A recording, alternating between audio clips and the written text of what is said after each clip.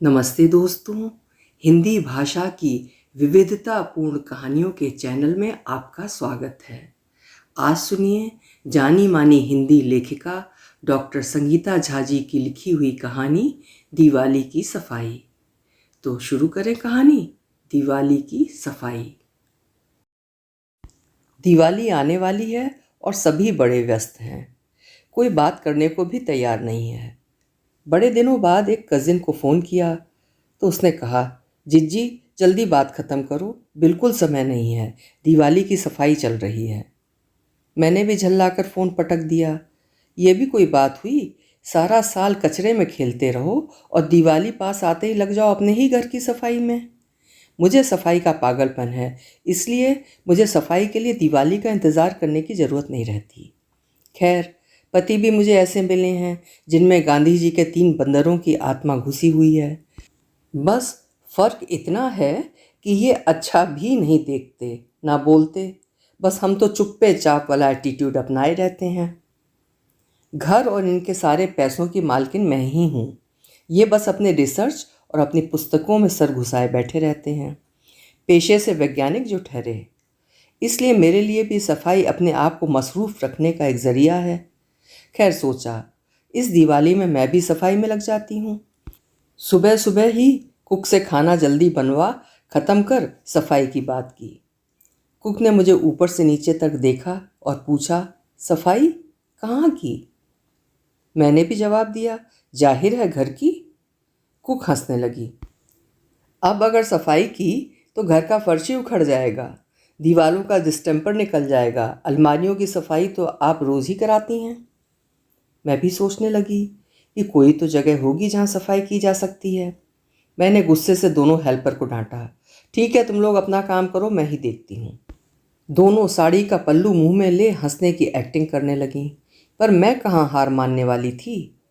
अचानक अंधे को बटेर मिल गई की तरह मुझे भी सफाई की एक जगह मिल गई, जो थी पति की टेबल और उनकी किताबों की अलमारी, जो वो कभी छूने ही नहीं देते थे, मानो कारों का खजाना रखे हुए हों। उसके बाद मैं तत्परता से अपने अभियान में जुट गई। सबसे पहले किताबें जो मैं शादी के 20 सालों बाद पहली बार छू रही थी। पता नहीं अलमारी साफ करने के नाम से ही बेजुबान पति चिल्लाने लगते थे। खैर मैंने भी ठान लिया था कि जहाँ की चीज़ वहीं रख दूंगी। अभी 3 किताबें ही खोली कि एक गुलाबी लिफाफा मेरी गोद में गिरा, जो बहुत सारे कागज़ों से भरा था। उत्सुकतावश खोलने पर पाया अंदर चिट्ठियों की भरमार थी। मेरी उत्सुकता बढ़ने लगी। अपनी पत्नी और बच्चों से गज भर दूरी बनाए रखने वाले इस मिट्टी के माधव को कौन पत्र लिखता होगा? हाँ, मिट्टी का माधव, यही तो मेरी सखियां उन्हें कहती थीं, जो अपने पतियों की हर तरह की फरमाइशों से परेशान थीं। भाभी ने भी एक बार कहा था, लकी हो सीमा तुम, अनिमेश जी तो बिल्कुल अल्लाह की गाय हैं। अपने भैया को ही लो, हर समय सर पर चढ़े रहते हैं, पाई पाई का हिसाब भी मांगते हैं। तुम खुद को देखो, एक से एक महंगी साड़ियाँ और गहने, कभी भी जमाई ने रोका? अब मैं किस मुंह से कहती कि मैं कितनी भी बन संवर जाऊं, कभी अनिमेश ने मुझे देखा ही नहीं। मेरा आईना ही मेरा प्रियतम है, जो मेरे चेहरे पर हंसी लाता है। पति की डिपार्टमेंटल पार्टी में इनके सहयोगी मुझे कई बार ललचाई नज़रों से देखते हैं। कईयों ने तो इनके मुंह पर ही मेरी तारीफ की, पर क्या मजाल चेहरे पर शिकन भी आई हो कि मेरी बीवी सिर्फ मेरी है। मुझे ही पर पुरुषों की प्रशंसा से घबराहट होने लगती थी, क्योंकि संस्कारों में था कि शादी के बाद पति छोड़ हर पुरुष पराया है और आंख उठाकर किसी पराये मर्द को देखना पाप है। घर गृहस्थी अच्छी चल रही थी, पति आंख उठाकर भी दूसरी स्त्रियों को क्या, मुझे भी नहीं देखते। सारी की सारी तनख्वाह घर बैठे मेरे हाथ में, तो किससे शिकायत करती और क्या करती। अब तो शादी के 20 बरस बीत गए। रिश्ता मेरी फुफेरी बहन निशा दी ने कराया था। उन्होंने इनकी खूब तारीफ की थी। निशा दी इनकी क्लासमेट थी और मुझसे पूरी 8 साल बड़ी और हम सबका आदर्श। उन्होंने माइक्रोबायोलॉजी में एमएससी की थी। घर में सबसे बड़ी थी, खानदान की शान थी। हम लोगों को बचपन से ही निशा दी का एग्जाम्पल दिया जाता था। द ऑलराउंडर थी। पढ़ाई, खेल, पेंटिंग, सिंगिंग, कोई भी क्षेत्र अछूता नहीं था। न केवल बुआ, बल्कि सभी रिश्तेदारों के यहाँ निशा दी की बनाई पेंटिंग विद्यमान थी। गर्मी की छुट्टियों में हम सारे कज़न एक जगह इकट्ठे होते थे। वहाँ भी निशा दी के लिए एक अलग कमरा होता था, जहाँ जाने से पहले हमें खटखटाना पड़ता था और अंदर से गंभीर आवाज़ आती, यस कम इन। तब कहीं जाकर एंट्री मिलती थी। मैं सबसे छोटी थी और सबकी लाडली थी, खासकर निशा दी की। बाकी सब निशा दी से 2, 3 या 4 साल ही छोटे थे, मैं पूरे पौने 8। फिर हमारी सर्वगुण संपन्न दी की आलीशान शादी एक डॉक्टर से हुई। निशा दी के नाना और दादा दोनों ने खूब धन लुटाया और लोगों ने भी खूब आनंद लिया। बरसों तक इस शादी की चर्चा होती रही, और इसलिए भी कि दी 4 महीने बाद ससुराल से आई, फिर गई ही नहीं कभी। बाद में मुझे अम्मा से पता चला, डॉक्टर साहब ने अपनी नर्स को अपने साथ ही रखा था। निशा दी जब आई तो गर्भवती थी। सबने सोचा बच्चा होने के बाद शायद सब ठीक हो जाएगा।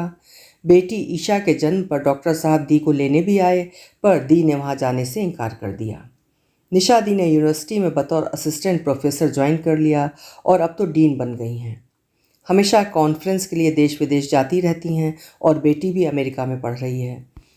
अभी भी मैं अपनी बेटियों को निशा दी का उदाहरण देती रहती हूँ। मेरी शादी के बाद जब ऐसे उदासीन पति मिले तो अम्मा ने समझाया, अरे वैज्ञानिक लोग ऐसे ही होते हैं। माँ बाप का अकेला बेटा है, बाप के पास भी खूब पैसा है, कोई जिम्मेदारी नहीं है। निशा का देखा भाला है, उस बेचारी की ज़िंदगी देख। मेरी हालत देख। भाई ने हनीमून के लिए कश्मीर के टिकट गिफ्ट किए। वहाँ जाकर मैं ही इन पर बर्फ़ फेंकती रही। हर जगह मेरी सौतन एक पुस्तक जरूर साथ में रही। मैं मन ही मन सोचती, कैसा आदमी है ये, एक भी दोस्त नहीं। मैंने सोचा अपने घर वालों से कहूँ कि मेरी और निशा दी की दुनिया में ज़्यादा फ़र्क नहीं, लेकिन उन्हें दुख ही पहुँचता। क्या हुआ अगर मुझे मेरे अपने वाला विनोद खन्ना जैसा पति नहीं मिला? किसी के साथ पति बांटना तो नहीं पड़ रहा है। एक लिफाफे ने मेरी सोच को कहाँ से कहाँ दौड़ा दिया। बड़े दिनों बाद बीते कल की जुगाली हो गई। अब बारी था खुल जा सिमसिम की तरह लिफाफा खोलने की। पहला पत्र कुछ इस तरह था, पर आश्चर्य इस बात का था कि लिखाई बहुत पहचानी पहचानी सी लग रही थी। प्रियतम, तुम्हारा प्यार पाकर मैं धन्य हो गई और एक दूसरी ही दुनिया में चली गई। तुम्हारे वादे, साथ खाई कस्में मुझे मजबूर करती हैं कि ये जीवन मैं तुम्हारे नाम कर दूं, केवल तुम्हारी ही। मैं तो धक से रह गई, समझ ही नहीं पा रही थी कि क्या करूं। रोऊं, शिकायत करूं तो किससे? लाइन में ऐसे कई पत्र थे। सब पत्र 25 साल पहले लिखे गए थे, यानी हमारी शादी के भी 5 साल पहले। सोचा सब ऐसे प्रेम प्रदर्शन के होंगे। क्या फ़ायदा खुद को दुख पहुंचाने का, जो सारे पत्र पढ़ने का इरादा छोड़ ही दिया। अभी लिफाफा बड़े उदास मन से सहेज ही रही थी कि एक पत्र इनकी हैंड राइटिंग वाला नीचे गिरा। उसे खोलने पर वो इस प्रकार था, प्रिय निशा, तुम्हारी शादी हो गई, तुम मुझे छोड़कर भी चली गईं। प्यार को ठुकराने का निर्णय पूरी तरह से तुम्हारा था। अपने माँ बाप की खुशी के लिए किसी अपने को ठुकराना कोई महान त्याग नहीं, बल्कि मूर्खता थी। मैं उस दिन पूरी तरह से टूट गया था। कल ही तुम्हारे वैवाहिक जीवन की सच्चाई तुम्हारे ही एक कज़न से पता चली। मैं आज भी दुनिया की रिवायतों को तोड़कर तुम्हें अपनाने के लिए तैयार हूँ। आज तुम्हें ये शायद बहुत कठिन निर्णय लगे, लेकिन समय के साथ लोगों की मान्यताएं भी बदलेंगी और आने वाली पीढ़ियों के लिए पुनर्विवाह बहुत ही सामान्य माना जाएगा। उसके बाद ये पत्र अधूरा ही था। अब मुझे निशा दी की शादी सब याद आ रहा था। मेरी ही एक कज़िन ने बताया था कि निशा दी किसी को पसंद करती थी, लेकिन उनके पापा यानी हमारे फूफा जी अपनी इकलौती बेटी की शादी डॉक्टर से करना चाहते थे। निशा दी ने फूफा जी की इच्छा के आगे घुटने टेक दिए।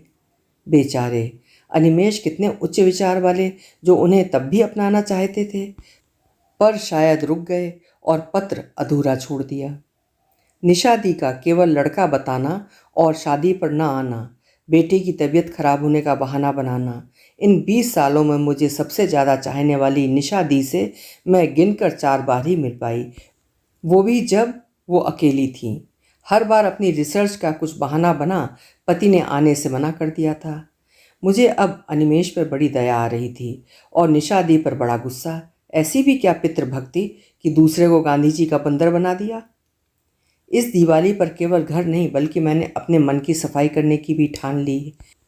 पति देव के मन में बनी सालों की गांठ को तोड़ना है और पूरे घर को दीपकों से सजाना है। शुरुआत मैंने पति देव को ऑफिस में फ़ोन करके कर दी। मैं बोली, हेलो, क्या बात है, बोलो, जल्दी बोलो। मैंने कहा, डार्लिंग, तुम्हारी अलमारी की सफाई की, पता चल गया कि मेरे अनिमेश को रोमांस करना भी आता है। जल्दी आओ, तुमसे मिलने के लिए पागल हूँ। और हाँ, मेरा पति सिर्फ मेरा है। उधर से आवाज़ आई, क्या? थोड़ी देर चुप्पी छाई रही। मैंने फिर उस आइस को ब्रेक दिया, अरे आओ, तुम्हारा प्यार चाहिए। उसके बाद मैंने खुद से भी वादा किया कि ये राज मैं अपने तक ही रखूँगी। इस बार हम दिवाली एक नए तरीके से मनाएंगे। मैं खूब अच्छी तरह से सज धज कर पति के आने का इंतज़ार करने लगी।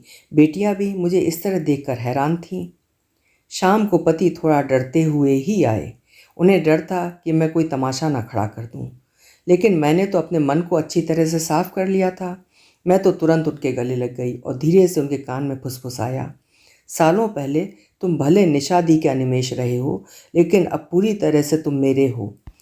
मुझे तुम्हारे बीते कल से कोई शिकायत नहीं है। पति ने मुझे और जकड़ते हुए माथे पर एक चुम्बन भी जड़ दिया। दोनों बेटियां चिल्लाईं, मॉम, व्हाट इज़ दिस? थोड़ी शर्म करो, हम अब बच्चे नहीं हैं। मैं और पति तो इस तरह मिल रहे थे मानो ये हमारा पहला मिलन हो। सारी बेड़ियां टूट गईं। भला हो इस दिवाली की सफाई का, जिसने मेरे मन की भी पूरी तरह सफाई कर दी। अभी आप सुन रहे थे डॉक्टर संगीता झा जी की लिखी हुई एक छोटी लेकिन बेहद प्यारी सी कहानी, दिवाली की सफाई। आशा है कहानी आपको भी अच्छी लगी होगी। फिर मिलेंगे। आपका समय शुभ हो, मंगलमय हो।